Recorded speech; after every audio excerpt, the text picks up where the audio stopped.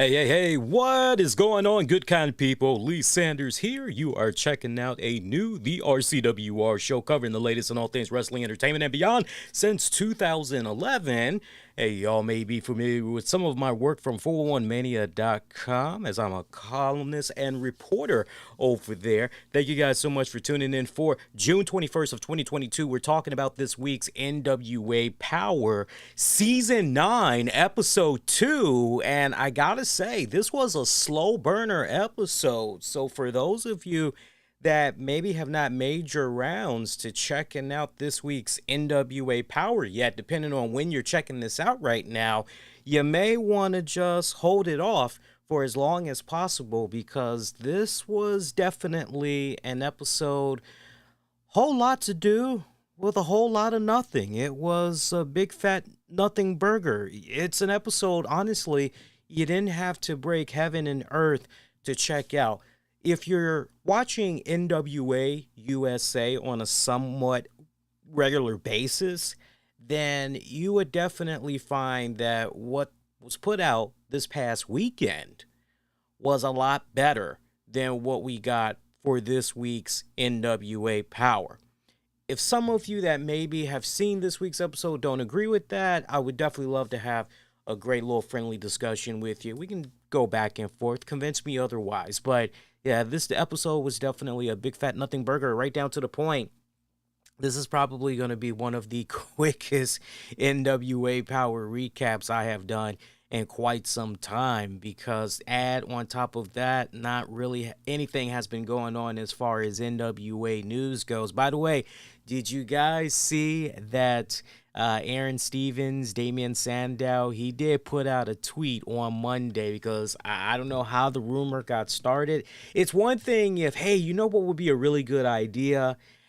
Oh, it'd be great if, yeah, what if Aaron Stevens came back and he would assume the role of Elias? Hey, that'd be pretty awesome. And he actually went on Twitter just a few minutes before WWE Raw had came on to tell folks, hey, just for the record, so you guys know, if you're expecting me to appear on WWE Raw tonight, it ain't happening, and I don't see it happening anytime in the foreseeable future. So he tried his best to give people a heads up, and yeah, some people, yeah, whatever, we know we're going to see you, and I'm sure a lot of them were greatly disappointed with what they had saw and everything. But as far as NWA news goes, since last we were on the air with you guys, there's really nothing that has been going on. I wish I could be here and say, hey man, there's loads of some fun news we can get into, but literally there is nothing. So other than the talk of NWA Power, that is pretty much gonna be it. So again, I would highly encourage you guys that may be feeling a bit deflated from this week's NWA Power. If you did not watch NWA USA, definitely go check that bad boy out. But to the point, here's your NWA Power recap when it's all said and done, really in no particular order, just giving thoughts off the break, basically. So we heard from some of the people that were victorious at the Always Ready pay-per-view event that had included the TV champion Tyrus. Tyrus knowing that, hey, he is one step closer from basically cashing in on his opportunity to eventually face the NWA World Heavyweight Champion. And he was being interviewed by Cal Davis, and he was given his flowers for successfully defending his championship at the pay-per-view. But really, his sights right now, he's well aware of Trevor Murdoch as the NWA World Heavyweight Champion. And remember, that's his cousin. He's always very quick to remind us, yo, that's my people. That's my fam.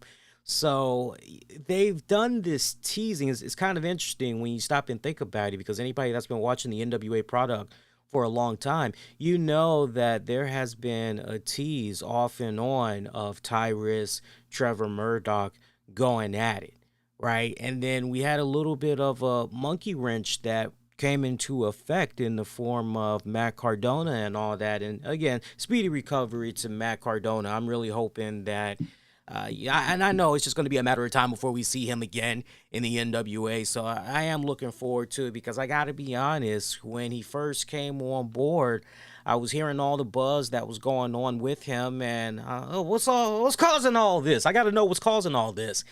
And the more and more I was paying attention to what he was doing on the free agency market, the independent scene, the more and more I was coming around, and okay, now I'm going to be seeing everything firsthand on a regular basis here in the NWA. Okay, I'm heavily invested. Let's see what's going on.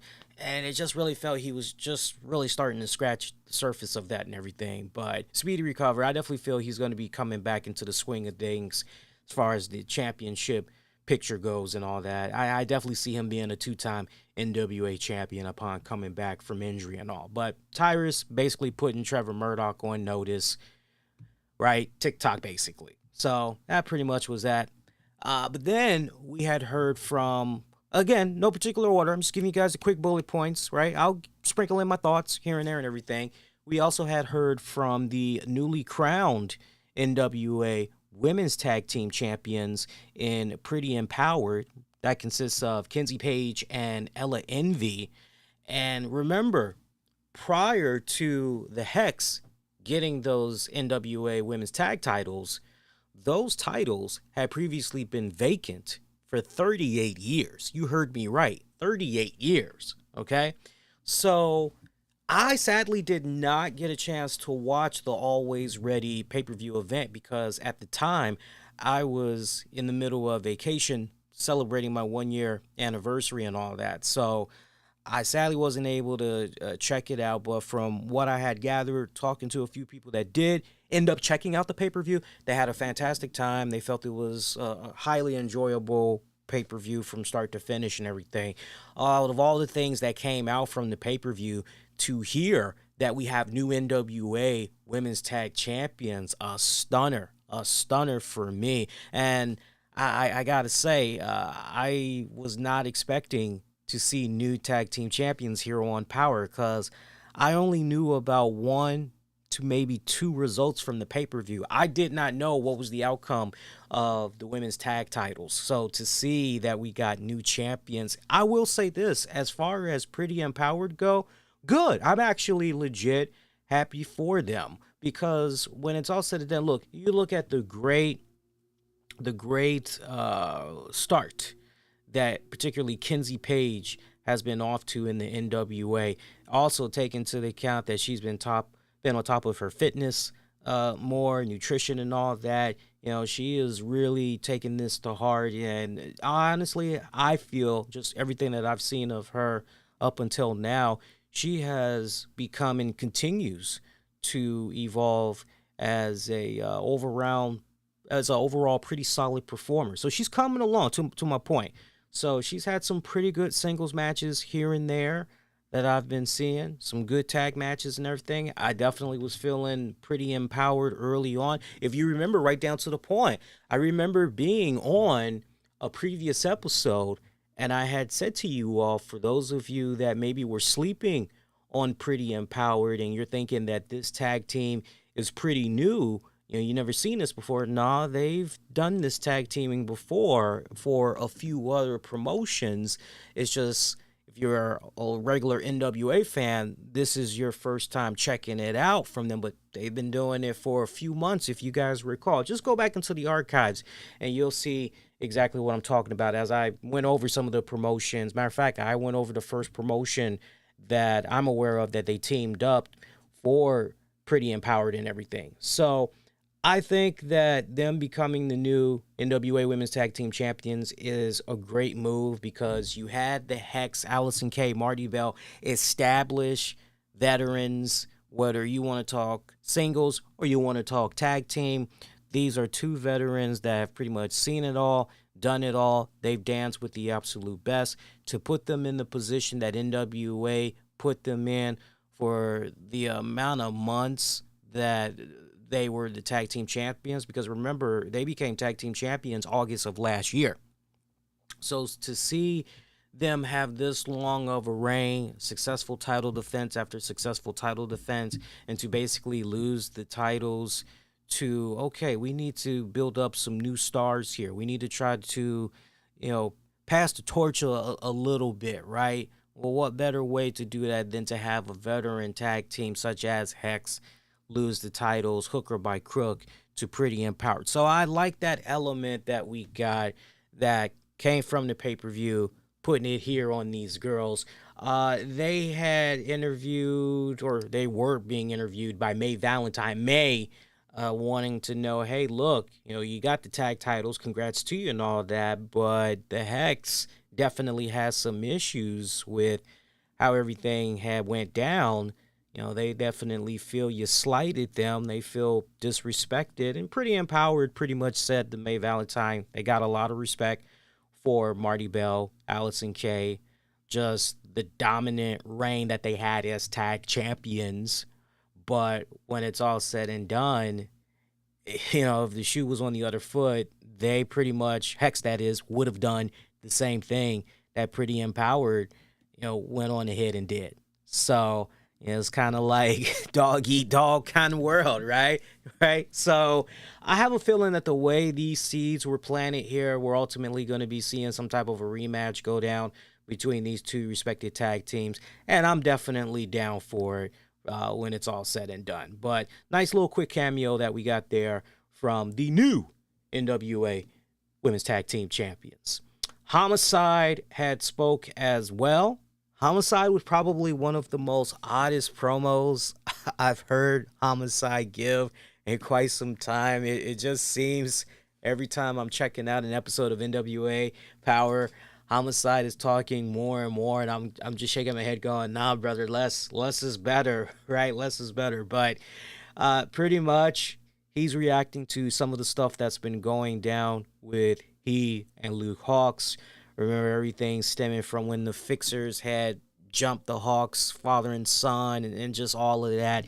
So he's pretty much responding to what Luke Hawx had said last week and pretty much putting him in his place saying, we need to be about that big boy business, you and me. Obviously, if you got an issue with me, we can handle that much further down the line, but the way you handling this right now, you need to put on your big boy pants. You just need to stop it. That pretty much was his message in a nutshell during this. So honestly, I could have done without this, but at least I'll give credit to NWO from this standpoint.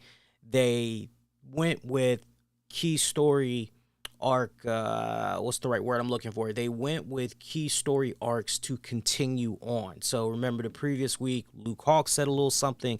So now we had Homicide basically saying a little something.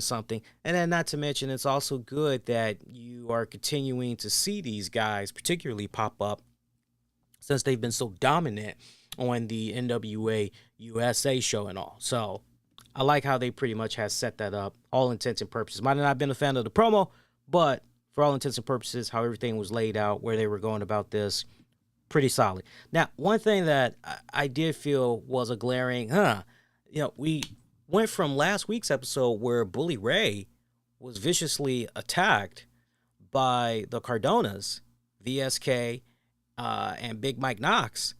And it would have been great to get some type of a reference to that, or at least maybe a brief 20-second recap of what had went down from the previous episode, showing the highlights and all that.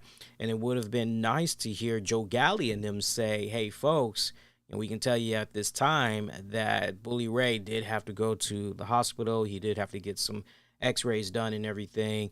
Way it's looking right now, he's going to be sitting out for a couple of weeks. We definitely want to send him a speedy recovery, or, hey, we know you guys saw what went down on last week's episode with Bully Ray, and we'll have an update for you guys on the next episode, because where things had stood, he was going to the hospital. We don't know what had became of the x-rays and all that.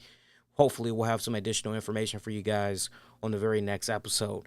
For it to just be a very cold, no acknowledgement whatsoever of what happened with Bully Ray and all that from the previous episode, you know what I'm saying? You understand what I'm saying when I'm talking about continuation of key arcs, just little nuggets of information? That's definitely a prime example right there, folks. Definitely a prime example right there. Was not a fan of how that was greatly overlooked. Hopefully it's redeemed in the next episode. From there, Jax Dane. And again, I'm just spitting it out, just whatever comes to mind. We heard from Jax Dane. Remember, he had a nice victory at the pay-per-view as well. Pretty much he feels he's faced everybody that there is to face, but he welcomes any new challengers that maybe want to step up and take him on. This had prompted one Eric Jackson to come out, fixing for a fight. Jax Dane pretty much laid him on his ass. And in his own Jax Dane main event way, right? The Dane event in his own way, basically telling the kid he don't want that smoke and rolling out. So nice little instant Acme feud right here between Jax Dane, Eric Jackson. That's going to play out over the next couple of weeks. All right, I'm down with that.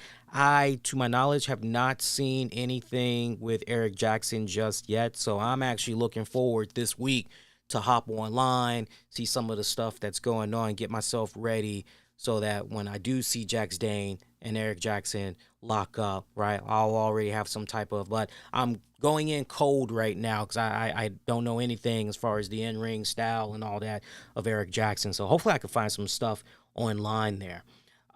Meanwhile, as far as more Always Ready highlights, I mean, see, if you kind of get the vibe here, basically you're hearing from key winners at the pay-per-view, but then also at the same time, there was some in-ring action this go round. If I'm not mistaken, we only got 2 matches for this week's NWA Power. We got to open up NWA Power brief, and I do mean brief highlights of the Always Ready match for the Burke between Kylan King and the beautiful, the lovely Camille. And that had pretty much set up Camille to come out afterwards, being introduced by Cal Davis, and great ovation from the crowd. She is still reeling physically from that fight that she had with King for the championship, and had the camera zoom in on her upper chest because it still looked a little bit like ground chuck, man, seriously. But she invited King to come on out, gave her props and all that, also acknowledged the fact that her and King were both trained by Bully Ray. That would have been a great segue, too, for one of them, if not Camille, to say, hey, by the way, speedy recovery to Bully Ray. We all know what went down with him last week. Give some type of a breadcrumb of an acknowledgement, right? I mean, if you're going to mention his name, if you're going to evoke his name, then put a little bit of consistency in there and acknowledge somewhat what happened. Or you have her acknowledge, the crowd's reacting, and maybe the commentators can quickly jump in there. Hey, nice nod, the champion did there. Yeah, y'all know what happened with Bully Ray from last week. If you don't, we'll show you a quick highlight before the broadcast is out. Great segue, right? So, but basically between Kylan King and Camille, they pretty much were going back and forth. King letting Camille basically know, look, you and me, we're pretty much just getting started here. We've only just begun. We're going to do this again. So to see that we're going to get a rematch between these two girls here, I'm all down for that, okay? And look, I know that Billy Corgan and them, they're very well aware of how well received that match was and everything, and that's the direction that they want to go in, I'm all for it, man. I got my bowl, I got my spoon, I will eat that up. Let's go. Let's go! I'm down for that, man. So we got that. Nick Aldis was in action this week, although very brief, as the person he had faced for this week. I had actually wrote the kid's name down. Brett Buffs, I believe that's his name, Brett Buffs. This was calling an enhancement match for what it is, basically, right? Just call it for what it is, an enhancement match. Nick Aldis getting on the microphone post-match. Now, I got to admit, I got a little distracted right here because I had an important phone call I needed to take. So I only caught little snippets of what Nick Aldis was putting out there. But it would appear that for all intents and purposes, Nick Aldis, maybe you could say Nick Aldis is a little salty over how things maybe had went down at the pay-per-view. Maybe he's a little bit salty over the fact that he didn't come out of there as the NWA World Heavyweight Champion. You can kind of make that argument, right? But to be continued on that one, right? I don't have anything more to say about that one because that was kind of one of those, I wish I was actually sitting down watching it in its entirety. I didn't get that call, but it was an important call there. But enhancement match that Nick Aldis was involved in. So that was your first official match for this week's NWA Power, for those of you that's keeping tabs. And then your main event match, which was your second match, was Sion teaming up with Tyrus to take on the ill-begotten. Of course, you already know who pretty much had won that one. Yeah, Sion and Tyrus. It's interesting how Sion continues to have this love, hate, love, to quote one of my favorite Alice in Chains songs, in regards to Austin Idol. It's very, very interesting because on the one hand, he wants to stick it to Austin Idol, Idolmania and all that, and then we see him doing stuff like this week where he's joining forces. I need that definitive, what is going on? Seriously, Sion, what's going on here, right? What is it? Is it a case of if you can't beat them, join them? What exactly? It's very weird, and it feeds into the narrative that I've had for quite some time, which you're led to the impression, just based off a little bit of breadcrumbs that's been put in there by the NWA, that Idol knows who Sion is, and he's pretty much keeping it under wraps. And because of that, like there's like that mutual respect between these two, right? That's how it kind of comes off to me, right? And it's just so weird that we are continuing to be left dangling in the wind on what exactly is going on here, right? Interesting, very interesting dynamic that we got as far as these teams continuing these alliances, these teams just continuing to gel with each other and all that, right? But that needs more unraveling. By the way, before this episode went off, we heard from Velvet Sky, I think it was, she revealed that apparently Danny Deals, based off actions that's transpired over the past several weeks, ultimately Danny Deals being put in a neck brace and all that, he is trying to sue Medusa, and just that's gonna look. So you hear that, obviously, again, going back to what I said earlier, nice breadcrumbs for going into NWA USA. So it's kind of nice how we kind of got this back and forth between these two shows, and so you kind of have that little bit of an incentive to, like, I gotta watch the other show because I gotta see what's going to continue to go down here. So it's kind of nice how they got it set up and all that. But my God, I again, to say what I mentioned at the very top, a very slow burner cooker episode, really much to do about nothing on this episode when it's all said and done. Not an episode that most people are going to remember, quite honestly. If you got other plans, somehow you forgot your Fight TV login credentials for this week, so you can't check out the episode that just dropped Tuesday. And instead, you're pretty much going to have to wait till Friday to get the free YouTube version access. You'll be all right, right? It's not, you got to watch this. It's not one of those type of cases. So looking forward to seeing how this happens every season. We usually get 1 to 2 episodes from NWA where it is a nothing burger, right? And that's it. That is just it.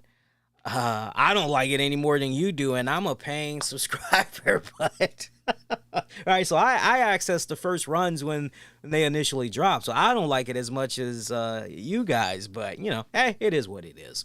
So that is it for NWA Power. Overall, I would probably give this episode a scale of 1 to 10. 1 being, you know, hot trash, 10 being the right stuff. I gotta give it a 5. I gotta be middle of the road. I appreciate the effort, you know, but it was just kind of one of those. I got more joy out of checking out this past weekend's NWA USA, especially seeing Samuel Shaw in action. I said Sam and then Samuel. I meant to say just Samuel Shaw. Got to see him in action. Big fan of his for quite some time. It was great seeing him and all that. We also saw Ricky Morton and his son team up with Homicide. I'm trying to think who they had faced. Oh, they faced the Fixers and Colby Carino. That was actually a pretty good main event match. So you didn't check that out, go check it out when you guys get a chance. Shameless plug right there. As far as quick programming notes go, so I'm actually going to be back with you guys live tonight at 10 p.m. Eastern after NXT goes off the air. I will be joined along with the beautiful and lovely Tams as we're going to be presenting a new edition of Wrestling with the Topics. So a lot of fun little nuggets of stuff that we're going to be getting into on that episode. So we will have that streaming for you guys on the Twitter, the Facebook, the YouTube, also in the Discord. Shout out to those of you that's been checking out the shows past week on the Discord. Love it. Been having a great time. Great interactions from folks, man. Good shit. Good fucking shit. And then Wednesday, we'll be at it again after AEW Dynamite goes off the air. Wednesday night, 10 p.m. Eastern, right? Catch it on same outlets as well.